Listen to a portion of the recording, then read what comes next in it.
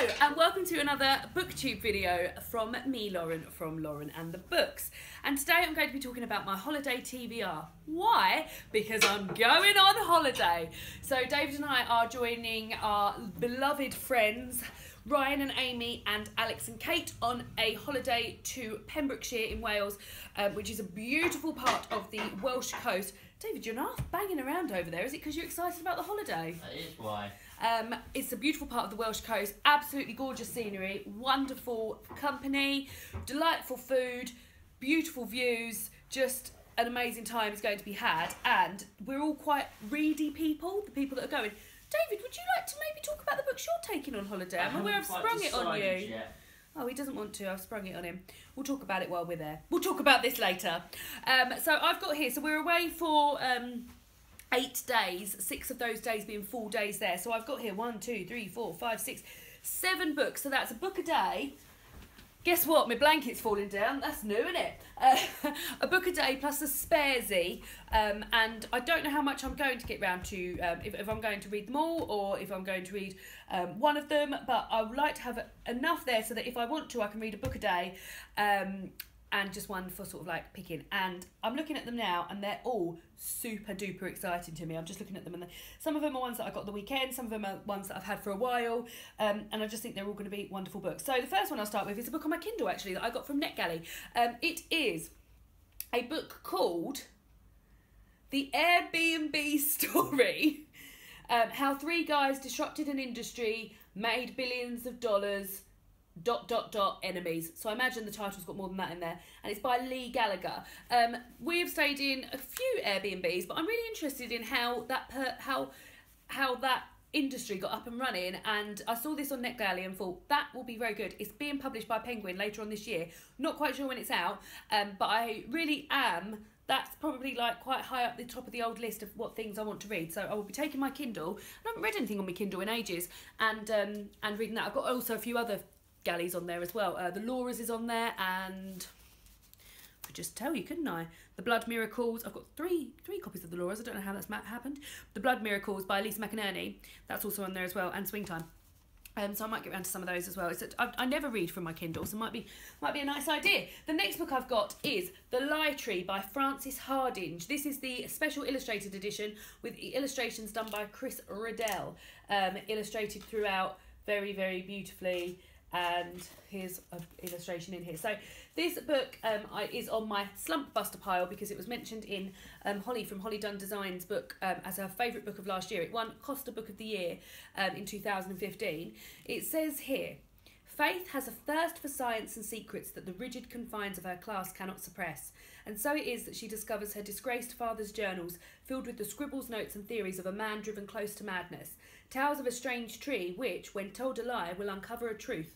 The greater the lie, the greater the truth revealed to the liar. Faith's search for the truth leads her into great danger, for where lies seduce, truths shatter. So yeah, very exciting. Straight in with an illustration. So yeah, that is a children's book. Looking forward to that.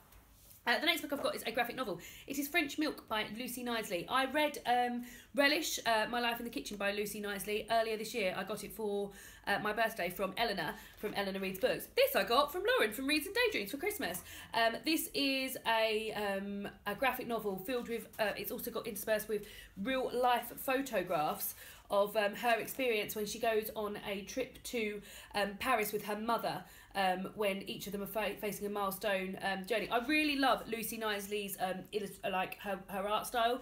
The other one I read was in colour. This isn't in colour, but that sort of almost draws me in a little bit more because I really like the way it's published and I just think it looks really nice. I really like the idea of it having real photos in there as well. So this is another one that I'm saying, oh, I might read all of them. This is another one I obviously want to read when I'm on holiday.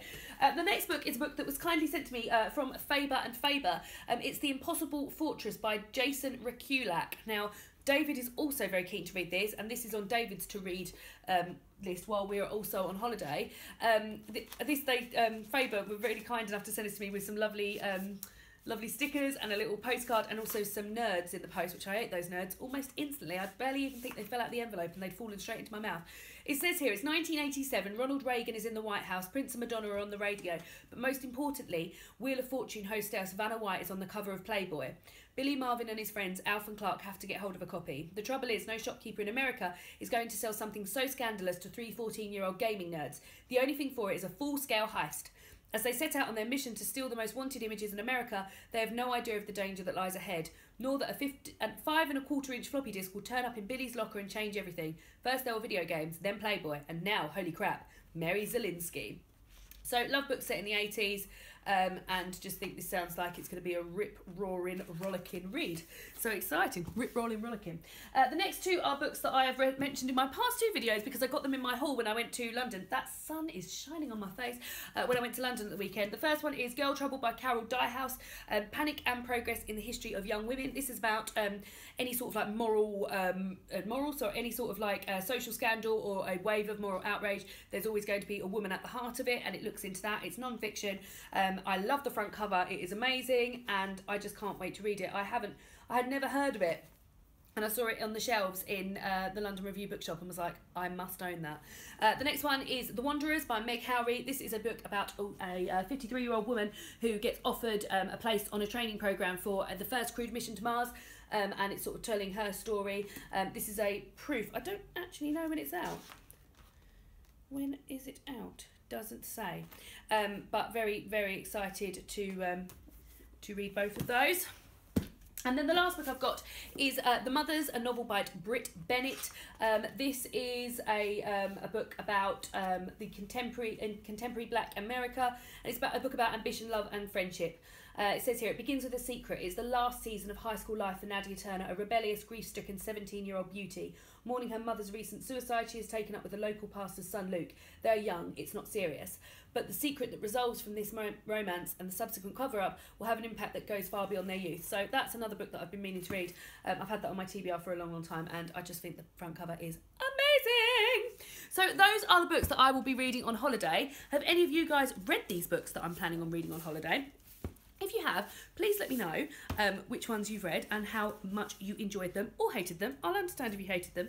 And that's it from me. I'll let you know how I get on. I'll do a wrap-up from my holiday, separate to my wrap-up from the for the month. And yeah, I'll see you all again next time.